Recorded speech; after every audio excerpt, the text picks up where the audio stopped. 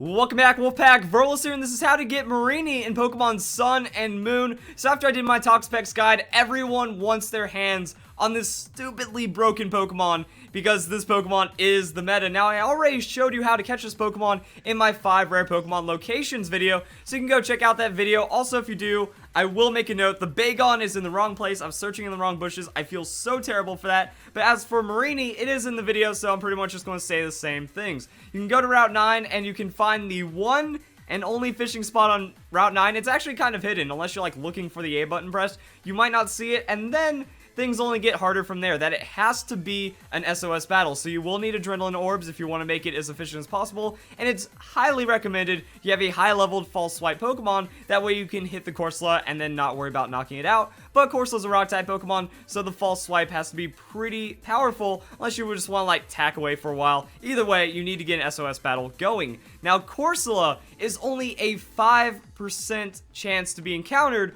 while fishing, so you could be there for a while. It took me 40 minutes to get my Mareanie, or to get my Corsola, and then a further 10 minutes to actually get Mareanie to appear. But it is well worth it because this Pokemon is absolutely broken. That's pretty much all it takes to get Mareanie. Now, unfortunately, when you catch it, that means you have to knock out Corsola, and then you also catch Mareanie, which means that encounter ends.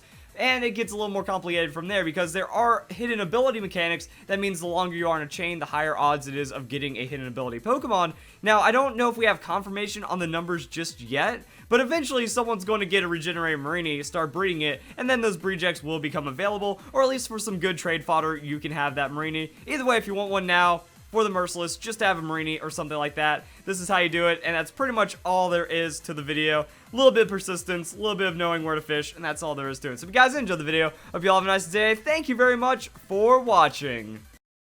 And now I think I'll take the rest of the video to talk about competitive Mareanie, mostly because the only reason why I'm making this video is I got a lot of questions as to where to find Mareanie because of my Toxapex guide, and inside that guide, people are also talking about, yo, you forgot about Eviolite Mareanie. Well, I didn't really forget about it because I looked at it, I'm like, yo, if Toxapex is so broken, what about Eviolite Mareanie? That's gotta be where it's at, except not really. That the stats of Mareanie are really weird. That has the same amount of hit points as the Toxapex, only 10 less on the attack and special attack, and somehow 10 more speed. So it is more mobile, which makes sense. And then the evolution really only gives it ridiculously absurd defensive stats, but is it enough? Now here's the thing about Eviolite. It boosts by 50% on defense and special defense, and if it had any higher defense, I think Game Freak made a good call right here, because if it had any higher defense, well then it's going to be as tanky or tankier. So right here we can see that 211, well, that's roughly going to go to a little over 300, and then same on the special defense. It's going to get a solid boost,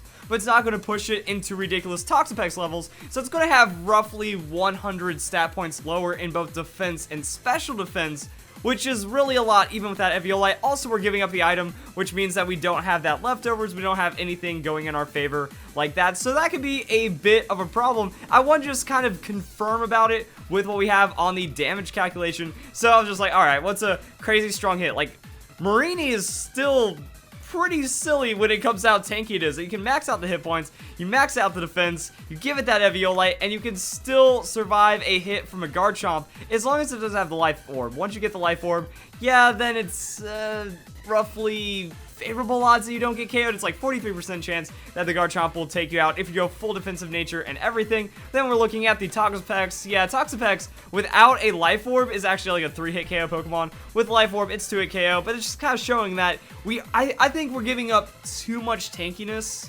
to justify the Eviolite Mareanie, maybe? It really just depends on how broken Toxapex turns out to be. We're still kind of early on in the meta, and this is just one of the most fascinating Pokemon, because you look at it, it's like, okay, that's kind of ridiculous, and then it gets all these signature moves and abilities. It's like, whoa, calm down there, Toxapex. You seem to be pretty broken. And also in my guide for Toxapex, I didn't really talk about doubles, which actually is a potential thing because you can run the wide guard. So one thing that Toxapex doesn't want to eat is an earthquake, like I just showed right there. So you can wide guard, protect your team, keep yourself safe from earthquake. You also have the baneful bunker if you want to go for that like single protection for yourself, and there's all kinds of weird things you can combo into as for more poison and then Venoshock and stuff. Also, people were wondering about the Venoshock on the Toxapex in my guide. I did mention it more towards the end, and I think that you're just going to get a lot more reliability out of the poison jab and stuff. Also, I will talk about competitive Mareanie here in a bit, but I want to finish up my thoughts on Toxapex, because like I said, this Pokemon's fascinating. So, when it comes to like running the poison jab and then the liquidation over the like what did I just say, over the Venoshock, I think that you're just going to get more utility out of it. That with the Baneful Bunker, it means the Pokemon has to make contact before you can combo that. Also, it's going to be less reliable than the Toxic, so you have to like run Toxic, recover, and then that's where you're going to get your Venoshock. Well, Steel-type Pokemon, they just wall you out way too well. Same with Poison-type Pokemon, that you can't poison something into crazy Venoshock damage. You can't poison a Steel-type Pokemon into crazy Venoshock damage. So I just like the idea of the Poison Jab and the Liquidation. That at least gives you a bit more options overall in those situations. That you have the chance to lower defense, that you can also Infestation them instead of locking down that other moveset. That you can do a little bit of damage over time with that Infestation, that you can kind of lock them in and then switch out and do some other things. That the Venoshock is very powerful, but at the end of the day, it's still going to find 2-hit KOs on a lot of Pokemon. It's not going to be like this massive one-shot nuke on tons of things. So by the time you go into, you know, the Poison Jab having a chance to crit, or having a chance to poison into Merciless Crit for Liquidation, it's a 3-hit KO versus a 2-hit KO, and the 3-hit KO one is a lot more reliable. So Venoshock is usable, but I think it's more gimmicky, except it's not a gimmick. It's legit, but it's not as reliable. And as for Mareanie, so if we really want to make the Eviolite Mareanie work, I think it still has some potential as just, this is your toxic Pokemon. Don't waste Toxapex's glorious potential on just being a toxic core. Like, you can get any Pokemon to set up a toxic spikes and do the toxic things that it wants to do, but this is where, like I say, Toxapex, that needs to be Regenerator. This is the hideous love child of Ferrothorn and Amoonguss. It's tankier than Ferrothorn, and it also has the Regenerator like Amoonguss, and the built-in sustain on that recover. You know, don't give that up to just do some tricky poison stuff. That's what the Mareanie is for. So you can run Mareanie and Toxapex. Now, you will have to have like a lot of steel and poison hate on your team, and a lot of ways to cover for those weaknesses, since you are effectively running the same Pokemon. But you can do two different things. That you can set the Toxic Spikes with the Mareanie and not feel as bad about it. You can use it as a Baneful Bunker. Now, you do have to also realize the rest of the synergy on your team. If you're going for Will-O-Wisp, if you're going for Burn, if you're going for Paralysis, any other status, the Toxic Spikes doesn't really work out too well. Also, I feel like the biggest problem with Toxic Spikes is that whenever a Poison-type Pokemon comes in, it just absorbs the Toxic Spikes. So even though you can get 1 or 2 layers, get regular Poison or Toxic Poison on, it doesn't really turn into much of anything. But the Mareanie could have a lot of staying power, you know? It can set up the Toxic Spikes, it can Baneful Bunker if it needs to, like say the Pokemon just isn't affected by the Toxic Spikes like a Levitate or a Flying Pokemon. Either way, then you can Baneful Bunker on the contact, and you can recover it up. So pretty much, you would just be like a Poison-type stalling Pokemon, but then the Mareanie isn't really getting as much done as you'd expect. You're pretty much just trying to protect and out-recover as they slowly burn down to the poison. We could also use Venom Drench,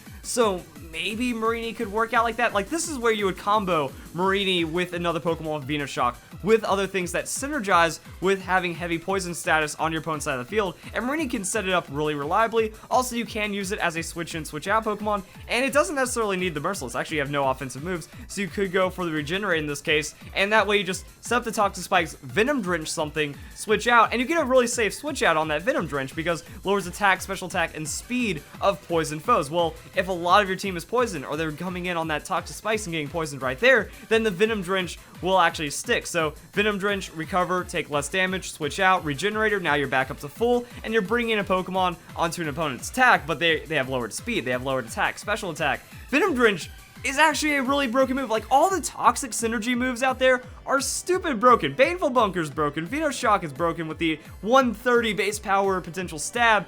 Venom Drench causes so much dropping. Merciless causes you to crit. Like, I love what Toxic can do, but the thing is, it's not reliable to keep it on your opponent. You know, that you have to poison them, then do something, so you have 2 turns of being, like, having your opponent be able to take advantage of you, and that can get pretty bad right there. And if Toxic Spikes wasn't getting absorbed by Poison-type Pokemon, that would be a lot better, but I just feel that that makes it a little too, actually not even a little too weak, that just makes it too unreliable for a lot of this. So if you're running this, then you'd also need a Ground-type Pokemon, that way you can deal with Poison, Steel, and also just make sure, if you can remove all of your opponent's Poison-type Pokemon, bring in the Mareanie, now the game goes into like Mega Stall overtime, but you can effectively pull off this infinite Venom rinse. You know, you just rinse out your opponent's team with the Venom Drench, and then you're like, alright, they have lowered attack, special attack, bring in a fresh Pokemon, it gets tickled by the now weakened opponent, you outspeed it, you dunk it, and it's also taking damage. Like, I think that's one of the other cool effects about these moves and stuff, is that if you're using merciless damage,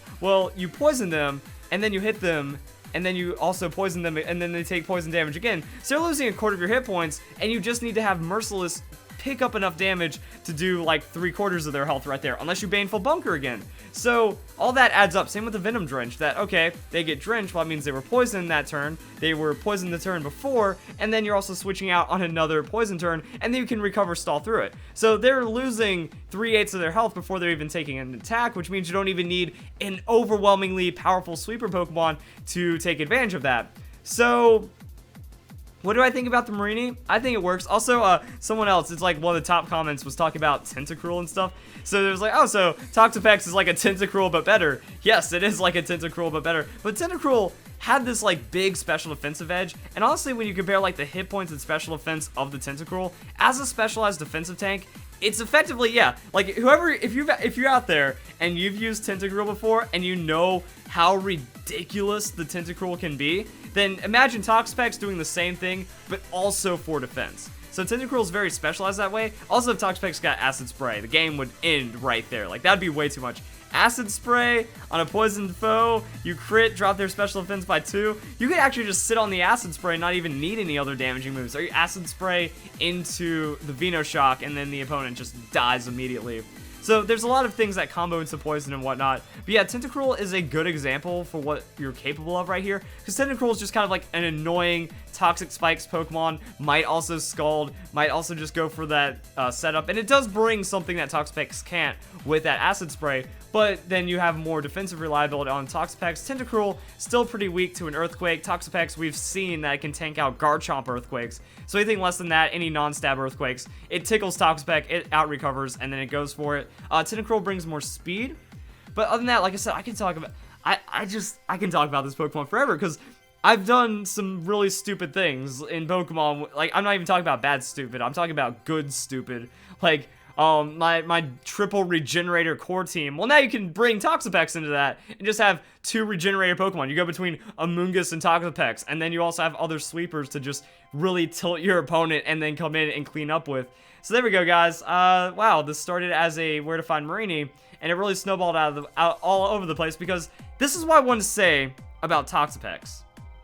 But I feel its potential as just a regenerator whore is too good to give it up. So you can run Mareanie and Toxapex on the team and then just make it that Toxic Spikes. Make it that, like, because if the opponent, like, absorbs the Toxic Spikes, okay, you deal with the Poison type Pokemon, you bring in Mareanie, and you try to reset the Toxic Spikes. So actually, it might be more usable than I gave it credit for. Either way, I hope you guys enjoy the video. Hope you all have a nice day. Thank you very much for watching.